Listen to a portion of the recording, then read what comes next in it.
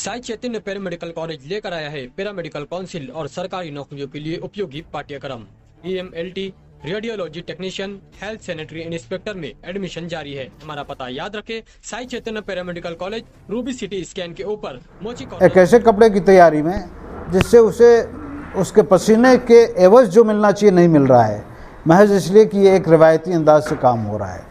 Jamia Mohammadia education society ने इस जानिब तवज्जो की और अब मुझे ये आप तमाम हजरात को बताते हुए बहुत खुशी हो रही है कि हमें हुकूमत की जानिब से इब्तदाई मंजूरी भी मिल चुकी है और हम इंजीनियरिंग कॉलेज के अंदर टेक्सटाइल इंजीनियरिंग का एक नया शोबा शुरू करने जा रहे हैं, जो इंशाअल्लाह हमें उम्मीद है कि इस शहर के इस मशहूर कारोबार में एक बड़ा इनकलाब लेकर आएगा।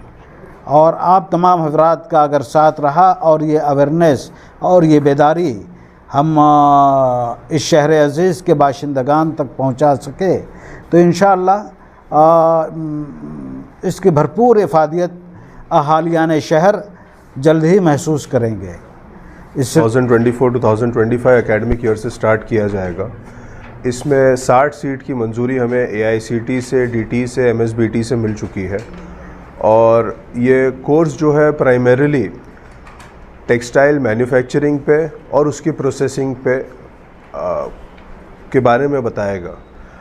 जो MSBT और यूनिवर्सिटी की तरफ से सिलेबस इसका सेट किया हुआ है, उससे आगे बढ़कर इंडस्ट्री कोलैबोरेशन करते हुए, जैसे मालेगांव में जो अल्हम्दुलिल्लाह कुछ बड़े इंडस्ट्रीज़ हैं जो बड़े पैमाने पर काम कर रहे हैं, गारमेंटिंग का हो, चाहे प्रोसेसिंग का हो या शटल लेस मैन्युफैक्चरिंग का एयर जेट या वाटर जेट के थ्रू हो, तो उनके साथ टाई अप करके बच्चों को एक जो रिवायती सिस्टम पावर लूम का है उससे आगे किस तरीके से बढ़ सकें, शटल लेस में किस तरीके से जा सकें और गारमेंट बनने का, फैब्रिक बनने के बाद उसको प्रोसेस करके फिर उसको गारमेंटिंग तक किस तरीके से लेके जा सकते हैं और वैल्यू एडिशन किस तरीके से इस चेन में किया जा सकता है, उसकी तालीम दी जाएगी।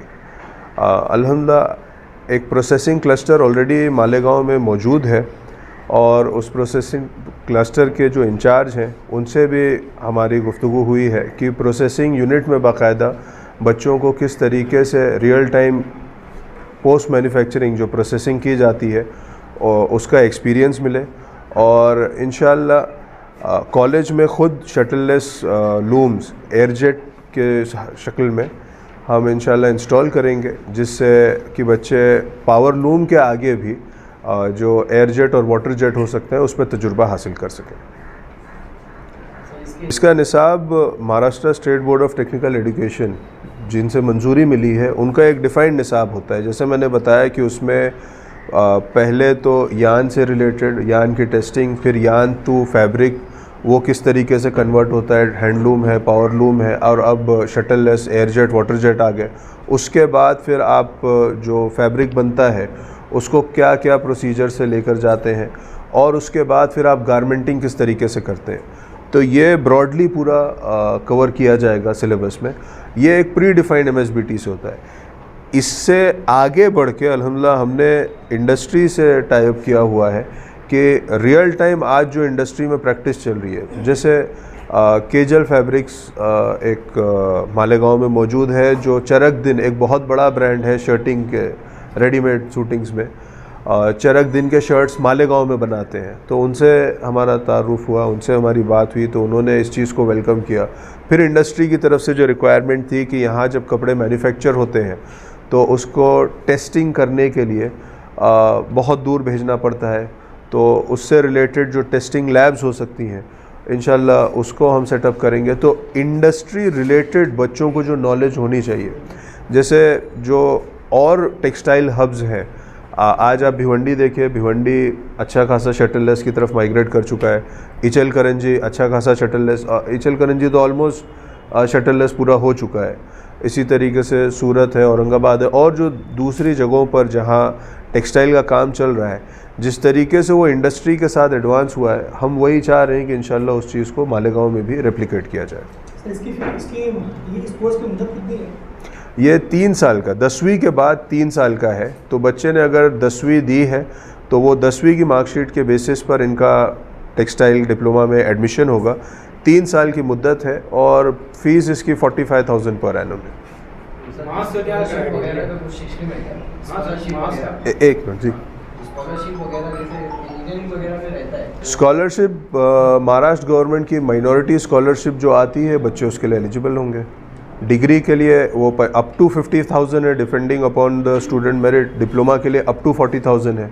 तो बच्चे अगर एलिजिबल हो जाएं तो 45,000 की फ़ी है, उसमें 40,000 ही आपको गवर्नमेंट से माइनॉरिटी स्कॉलरशिप मिल जाती है। इसके अलावा और जो गवर्नमेंट की OBC, SC, ST, NT के लिए जो स्कीम्स हैं, ये सारी इसके लिए एप्लीकेबल है। जी आप मार्क्स कितनी मतलब लिमिट कितनी रहेगी? 45% या फिर 50%? अब ये मेरिट लिस्ट पर है। जैसे इसमें 60 सीट है, तो जो बच्चे अप्लाई कर रहे हैं उसमें टॉप 60 जो आ गए, ये बाकायदा गवर्नमेंट के ज़रिए एडमिशन प्रोसीजर होता है, ऑनलाइन रहता है। तो बच्चों को गवर्नमेंट के पोर्टल पे जाकर खुद को रजिस्टर करना है, उनकी मार्कशीट वेरीफाई करनी है और फिर अप्लाई करना है। उसके बेसिस पर फिर गवर्नमेंट मेरिट लिस्ट बना के सीट एलोकेट करती है। जिले में पहला कॉलेज होता है जो एक कोर्स ले रहा है डिप्लोमा टेक्सटाइल। जी जिले में पहला कॉलेज नासिक डिस्ट्रिक्ट में। हाँ, ये यहाँ पे पहला कॉलेज है। यहाँ पे पहला कॉलेज है। यहाँ पे नासिक में भी, नासिक में पहला कॉलेज है।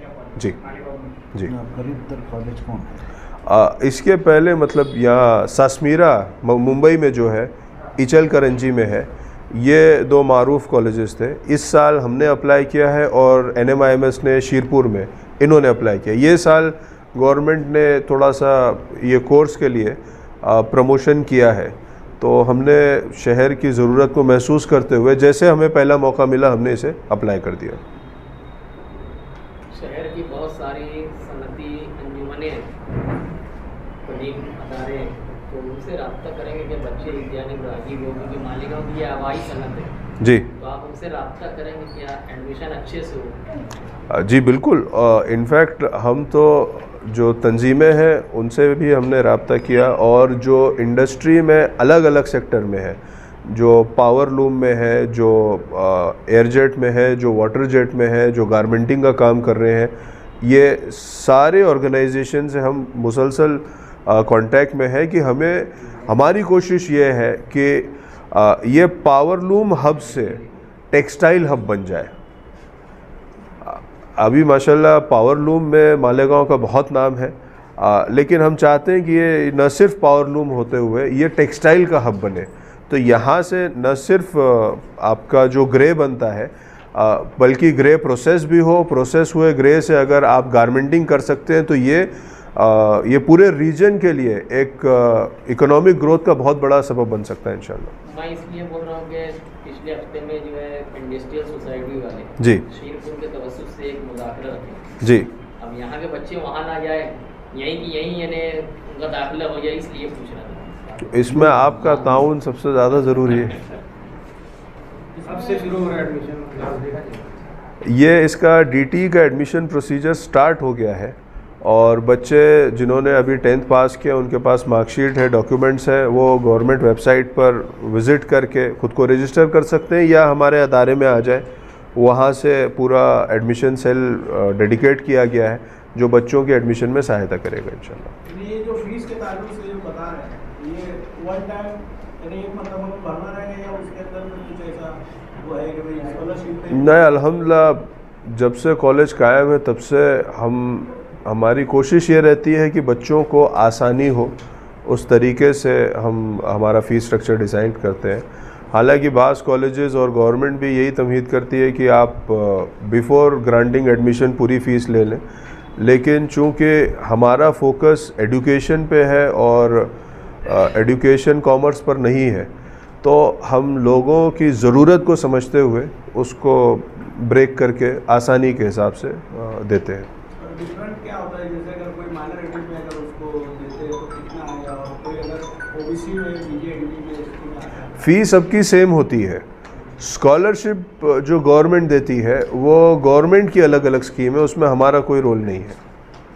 तो जैसे माइनॉरिटी स्कॉलरशिप अभी 40,000 अप टू 40,000 डिप्लोमा के लिए अनाउंस की गई है, OBC के लिए अराउंड 50% होती है। और इसके डिटेल्स मेरे ख्याल से एडमिशन टीम में डॉक्टर साजिद हैं, वो आपको डिटेल में और बेहतर बता पाएंगे। एज लिमिट क्या है? एज लिमिट का एज सच कोई क्राइटेरिया नहीं है जी। कॉलेज के कुछ नाम बताया जाए? नहीं, कॉलेज तो यही ये जो शुरू मौलाना मुख्तार है, मैंटेक के अंडर शुरू हो रहा है। सिर्फ वो डिपार्टमेंट है, बच्चे एक डिपार्टमेंट ऐड हो रहा है। बाकी सदर साहब हैं, जामा मोहम्मदिया जनाब असल मुख्तार साहब, जनाब नासिर मुख्तार साहब। जैसा कि अभी तफसीली